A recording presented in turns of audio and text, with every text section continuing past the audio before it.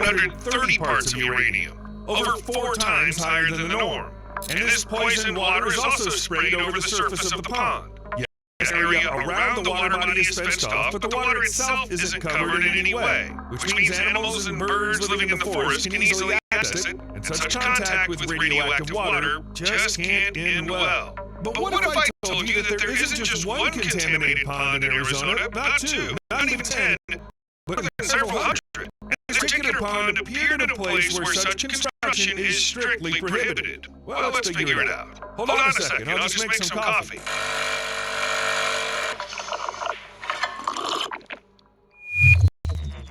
Meanwhile, here's an unobtrusive reminder to hit the like button. This is for those who usually do it.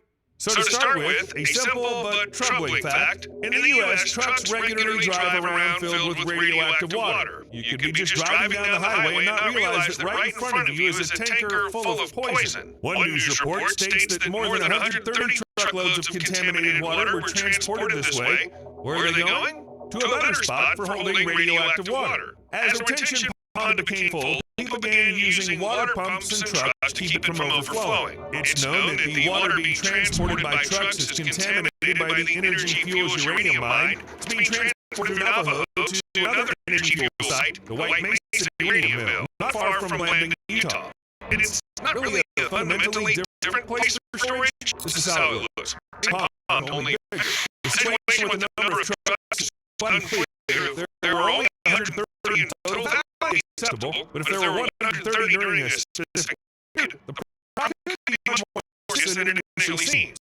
The same goes for the issue with uranium mines. What you see now isn't a natural hill, it's a pile of waste from uranium mining. In fact, uranium mining has a long history of contaminating soil, water, and consequences to which that contamination leads. First and foremost, of course, the primary issue is diseases in people. Mines are developed, and then when the work stops, they're left abandoned, waiting for cleanup. For a long time, companies mined millions of tons of uranium all over Navajo land and beyond to meet the demand for nuclear weapons during the Cold War. And although the Cold War ended, no one really took care of fixing the consequences of all this mining. The water sources were polluted, and what they tried to clean, they cleaned poorly. Since then, problems with uranium have been haunting the indigenous people living in Arizona and New Mexico. A lot of them live close to uranium mine tailings and are always exposed to polluted water and soil. On the Navajo Nation, next to the Havasupai, there are over 500 abandoned uranium mining sites. It's no surprise that from the 1970s to the 1990s, cancer rates in this area doubled. I mean, the overall cancer rate here is 40% higher than in the rest of Arizona. And where there are frequent cases of cancer, deaths are common too. And it's all because of uranium exposure. Uranium mining is already a dangerous, dirty process with a lot of waste. Usually miners store this waste in special ponds, but it remains radioactive. This is what I showed you at the beginning of the video. A pond with a lot of contaminated water that's already spilling out, so they spray it with cannons to make it evaporate faster. Naturally, environmentalists are worried that the radioactive water from these cannons might travel through the air and end up in the habitat of plants and animals in the national forest. In 2005, New Cross Reservation, pointing out the problems caused by uranium. But unfortunately, colossal damage had already been done. It seems that uranium extraction always means environmental damage. Here's just one example. In 2016, drilling by the company Energy Fuels pierced shallow aquifers, leading to the release of contaminated water. They started putting water into a pond we're already familiar with, but by 2017, its capacity was no longer enough. And what did the miners do? They just dumped contaminated water in the nearby Kaibab National Forest, and nothing seemed to bother them. Miners also sprayed water on the ground to deal with dust and let birds and other wild animals drink, bathe, and feed in a polluted storage pond on the company's property. Again, no doubt about it. And that's all. In 1979, at the uranium plant in Church Rock, New Mexico, there was a leak of 12 million cubic feet of radioactive liquid. But the situation didn't attract much public attention.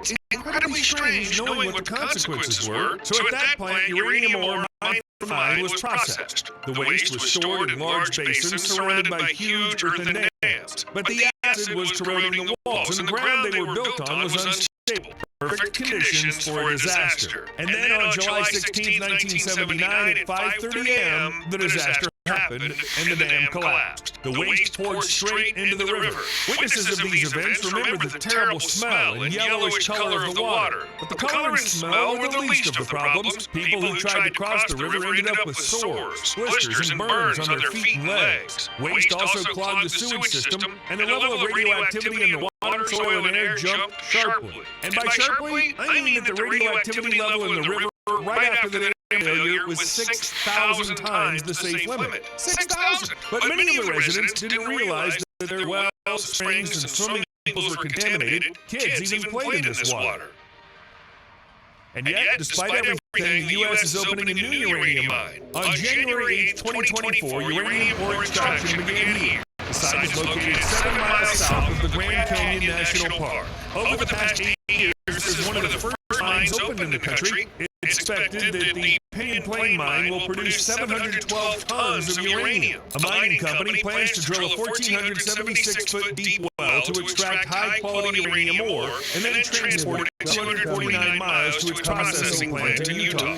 Obviously, this mine has a lot of opponents because developing it involves many risks. Just look at it. The Grand Canyon, shaped by the Colorado River over the past 6 million years, is one of the 7 natural wonders of the world. Nearly 6 million people visit this place every year to see the view. And besides that, there's plenty more to see, since the canyon supports 5 different ecosystems and is home to almost 600 different species. And all this unique splendor is under serious threat. First of all, the Pinyon Plain uranium mine threatens the waters that feed the Grand Canyon. The thing is, the process of contaminating groundwater is irreversible. There simply is no way to clean it up. The longer uranium mining continues, the more groundwater sources are threatened. Sources feed biologically important springs and streams in the Grand Canyon, and with them, the local plants, animals, and birds. Everything will be affected. Also, the mine leaves radioactive water, which is not into a sexual pond. The water contains concentrations of dissolved uranium and 19 federal toxicity by 300% to 2,800%. Ecologists are justifiably worried this waste might be water source and that would be when nobody knows where contaminated water would go if it happened. Besides, this area already has a lot of abandoned mines that could pose a threat to water quality. There's no point in adding another reason for concern. There are plenty already. Uranium extraction might, for example, contaminate the Colorado River, the trout living in it, and this, in turn, will harm the iconic predatory birds, bald eagles, which feed on trout. Not to mention that radioactive contamination in the Colorado River will affect the water supply for millions of people. To be more precise, the lives of 40 million people living downstream. The indigenous people living here are also against the new mine, and their arguments are very simple. Essentially, uranium mining forces people to choose for their ancient way of life, leaving the canyon or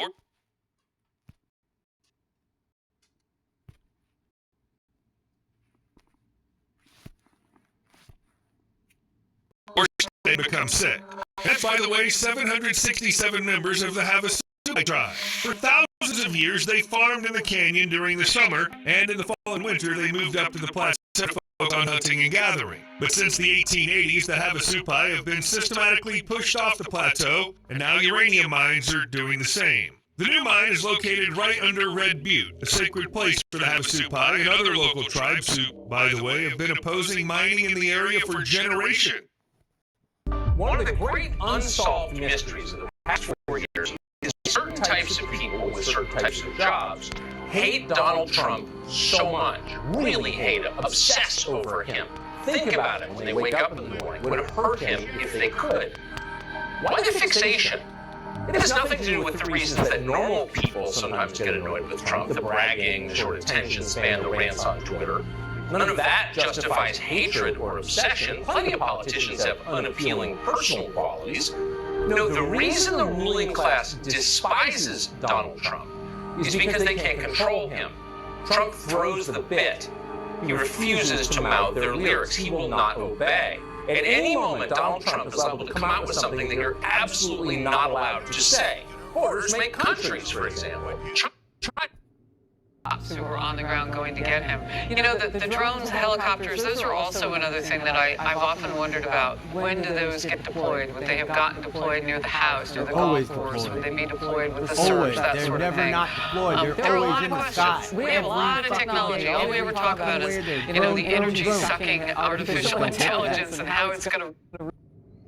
Blown away by how quickly the Secret Service got on the president, got him off the golf course, how quickly tripods were set up by sharpshooters within the Secret Service, and how professional they were. He will tell his entire story tonight on Hannity. There are responsible street, and the way Governor DeSantis... Jonathan Cahn was delivering a message at the Friday night service. Are you looking for more in this world? A door is opening for you. It's not new. This is part of an ancient war. What happened was part of an ancient war, and this really proves the Bible. There's so many things behind this. Even Adolf Hitler had a hand in this. I mean, we can't go through it, but amazing even the timing of it. Talk about the Temple Mount, because we hear this, it's in the news from time to time, but it's always the point of attention.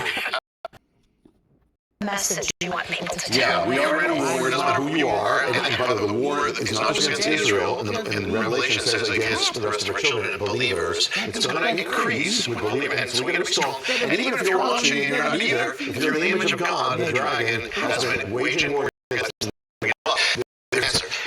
we are to win. The last part of the book is what do we do? How do we work on the dragon? Because he's working everywhere, including our life. And Revelation doesn't talk about a dragon, it talks about the Lamb. The Lamb is Messiah.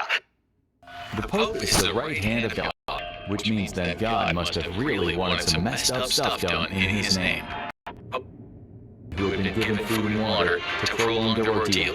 This form of punishment may not have been the most physically Gratian, who became Pope Gregory VI. However, Benedict IX didn't stop his depraved ways after giving up the papacy. Instead, he was later accused of poisoning Clement II and Damasus II. Wooden frame that had rollers on it so it could extend. The Catholic inquisitors would then turn a handle that would pull the rack in opposite direction. Clement was loaded onto a boat and sailed out into the Black Sea. The Romans tied an anchor to judgment against heretics. Some past popes seem to be more aligned with the devil than with their heavenly Father, and the punishments carried out in the name of God are certainly not what we would view as good Christian practices today. It is worth noting that most modern popes condemned the torture and executions of the Inquisition and are against capital punishment. However, who knows what the future will hold, and if there will be a pope who's not afraid to bring back the brutal punishments of the past.